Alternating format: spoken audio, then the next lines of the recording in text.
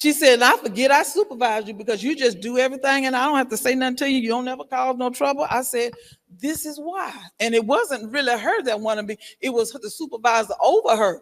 She didn't have a problem with it.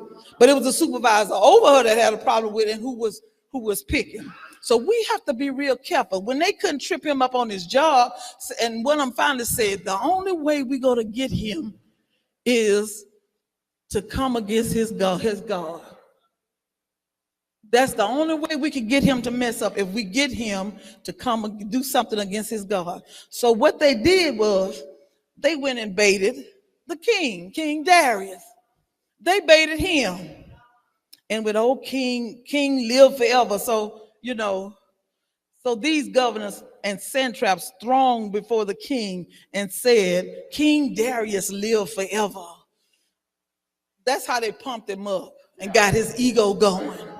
Pumped him up and let live all the governors of the kingdom and administrators and satraps and council and advisors consulting together and establish a royal statute to make a firm decree that whoever petitions any god or man for 30 days except you, meaning if they petition or pray or praise any god or any king other than you for 30 days, O king, shall be cast into the den of lions.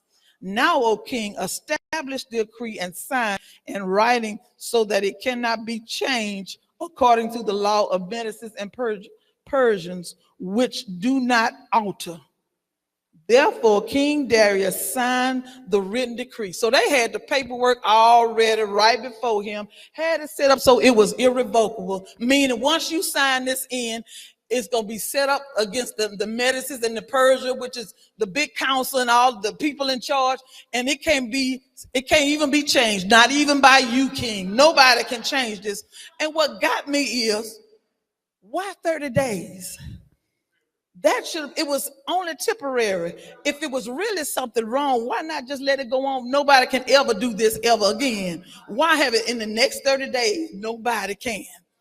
But because his ego was all pumped up and he was listening to all of the praises they were giving him, nobody other than you, and it won't be changed, not even by you. You have to be careful when people come out with these compliments and showing you all kind of favor and talking sweet to you for no reason, out of the blue for no reason. Look up, side eye like, okay, what you want? All of a sudden, I'm so wonderful to you. What do you want? Okay? You have to be careful. That's how cunning the devil is. And the king Darius did not realize what he was doing. This was set up only for one person. They created a whole decree and law just for Daniel, because they knew one thing he did. After he did his work, he went back, he got in his window, and he prayed 3 times a day, facing the east toward the temple of Jerusalem. He did that no matter what. Hallelujah. So when they signed this, it did not change what he did. He went right on back to his place. He got right in the window just like he did. He didn't even close the window or the curtain so they couldn't see it. He did what he always did. He got in and he looked toward Jerusalem. He couldn't get to Jerusalem, but he looked toward it and he prayed to his God 3 times a day, just like he always did. And they knew he was going to do this because he had an excellent spirit. Can you be known for having an excellent spirit? Can you be known for a person of integrity and somebody can look at you and say, no, I know Dorothy didn't do that, because that is not Dorothy. Dorothy's a child of God and she don't even play that. If it's got something to do with her being dishonest and disreputable and mistreat people, she do not do that. Can that be said of you? I just want you to take a personal inventory. You don't have to answer me, but the Spirit of the living God is speaking to you right now. And it ain't speaking through my voice. You hear it because that Spirit is on the inside of you. Hallelujah. And it's reminding you right now what you need to do. You need to stop being late every day. Hallelujah. It reminds you. You need to turn your work in on time. You be late too much. with your work. Hallelujah. So this is, can you be known for that? And they depended on him to keep his spirit, and Daniel did exactly what he did, what he normally do. And when King Darius realized it, he was upset. Now Daniel knew that the writing was signed, and he went home and went into his upper room with his windows open toward Jerusalem, nailed on his knees 3 times that day, and prayed and gave thanks before his God, and as was his custom since his early days. I mean, he was raised up doing this. That's why he's still 80. He's 80 years old now and still doing it. That's why now he got a no look back mind. And no matter what you say or do, I still know who my God is. And I still know who I am. And I'm still going to pray to him. Because at 80 years old, ain't nothing you can tell me. And if you kill me for this, then I'm just ready to see my God in peace. Hallelujah. We got to have that mind. For God I'll live, and for God I'll die. You can't be attached to even your very life and nothing on this earth, because you're going to leave it all here. So as he did so when they saw him do what he normally do right there in the window, he didn't try to hide or act anything.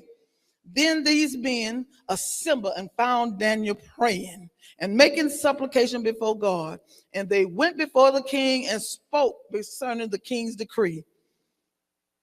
Have you not signed a decree that every man who petitions any god or man within 30 days, except you, O king, shall be cast in the den of lions? The king answered, this thing is true, according to the law of Medes and Persians, which does not alter, which means they can't even change it.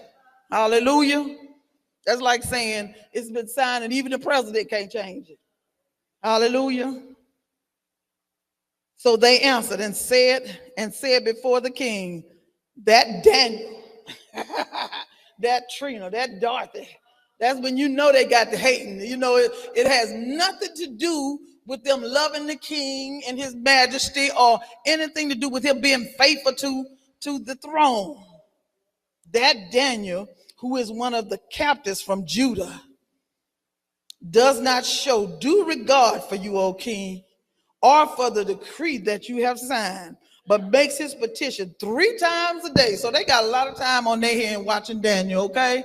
What are you supposed to be doing while you watching somebody else? Hallelujah. Hallelujah. They put a lot of time and effort into this. Hallelujah. So this was his dilemma. But watch God deliver him. Hallelujah. You can be minding your own business, just doing what you know to do, and people will just stir up trouble and set a trap for you. And if you are not careful, because of the Spirit of the living God will not let anything slip up on you. Hallelujah. You'll be over and be looking back and say, oh, that was supposed to be a trap. You'll be walking and just step over. It's like, oh, that was supposed to trip me up. They don't know I've been delivered from that. I was delivered from that 40 years ago, okay? You got to come another way. These little things ain't going to trip me up no more. You got to be mature enough. You got to be so dedicated in your religion, and not in your religion, into your relationship, that you don't allow little traps to trip you up. Well, you look at this behind, that's what they thought. Hallelujah. I used to be and there was a member that used to always make make the statement, just because you're a school teacher don't mean you're supposed to be teaching in the church. And I'm like, hey, come to find out years later, what you do? I said, well, I'm an administrative assistant with the Department of Rehabilitation. I thought you was a school teacher.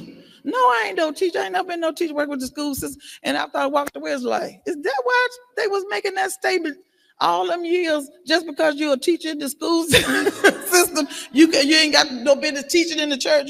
Just because you teach in the system, they'll automatically make you a teacher in the church. I'm like, is that why they was saying that? Like, oh, well, either way, it didn't faze me. But we got to realize that what we do for Christ will last. Your relationship with God should be untouchable. should make you untouchable. Because if you got in right relationship with him, he got you. You got all of heaven at your back. Hallelujah. You got all of heaven at your back.